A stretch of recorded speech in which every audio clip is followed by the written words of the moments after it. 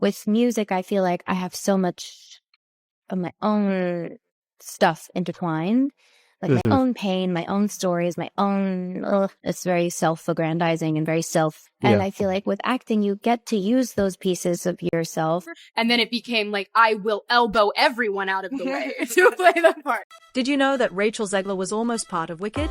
Not just in a small role or a quick cameo, but reportedly in the running for one of musical theater's most iconic characters, Elphaba. That's right.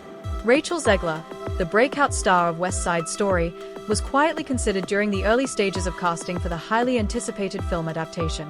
At the time, very few people knew this, long before her name began trending for very different reasons. Yeah. Weird. Rachel was quietly positioning herself for a major role in one of Hollywood's biggest upcoming musicals. And not just any role. She was eyeing the iconic green girl at the center of it all. For a moment, it even seemed like she had a real chance. This weird quirk I've tried to suppress or hide is a talent? Rachel began dropping hints to fans by posting videos of herself belting out "No Good Deed," subtly implying, though never outright confirming, that she might be in the running for the role. I didn't even really know that it was actually like in casting or happening. And it wasn't until I was like working on Shazam that crew members were talking about going to work on it next. And then I was like, oh, is that like happening? And they were like, yeah, it's totally happening. So people constantly tweet me and be like, so you wore green today. And I think that's you telling me that you're playing Elphaba in the Wicked movie. And I'm like, from the bottom of my heart, thank you. I'm flattered. Her fans went wild, dissecting every post and comment in search of hidden clues.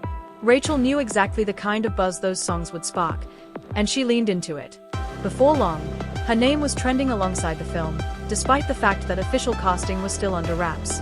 Her ties to Wicked weren't coincidental, either.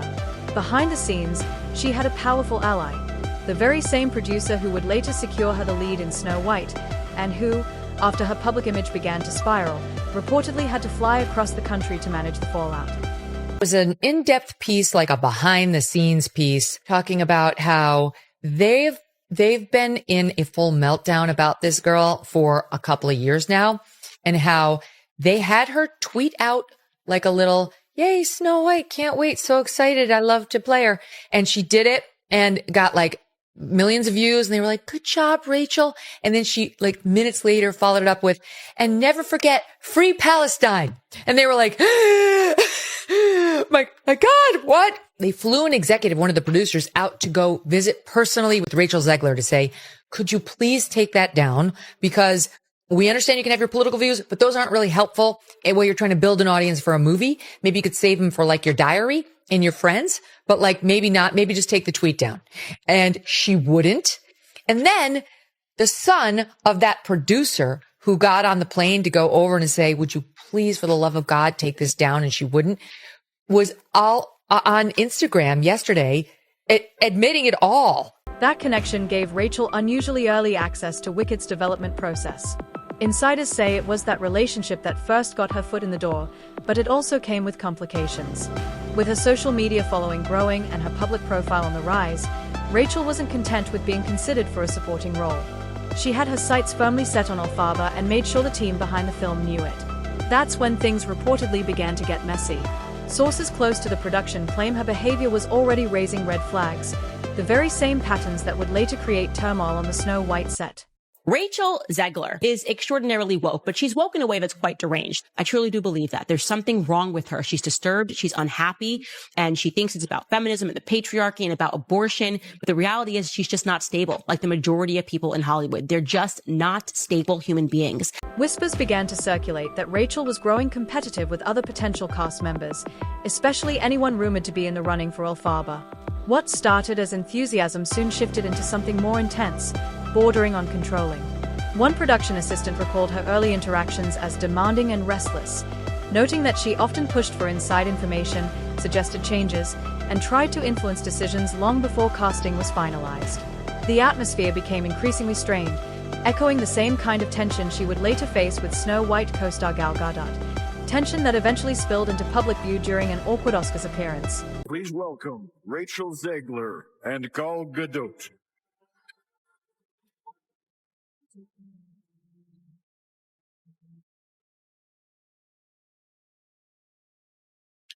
Visual effects push the boundaries of what we see on screen.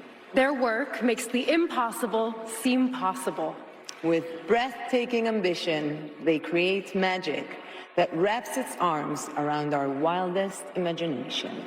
Here are the nominees for Best Visual Effects. At the Oscars, the two barely interacted, a frosty moment that industry watchers now point to as further evidence of Rachel's growing reputation for clashing with high-profile peers.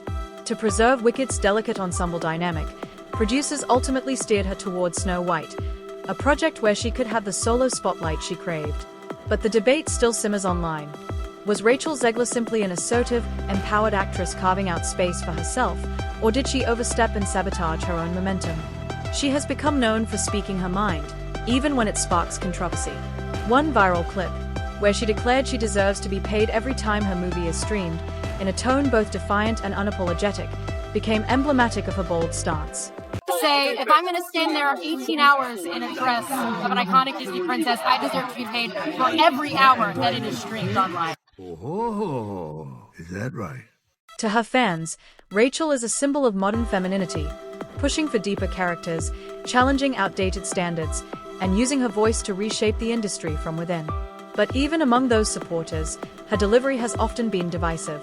What some saw as progressive advocacy, others perceived as personal branding with a political edge.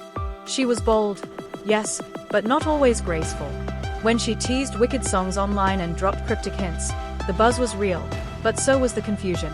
Instead of aligning herself with the film's tone and legacy, Rachel seemed more focused on stirring hype than respecting the project's natural development process. For producers, that was a red flag.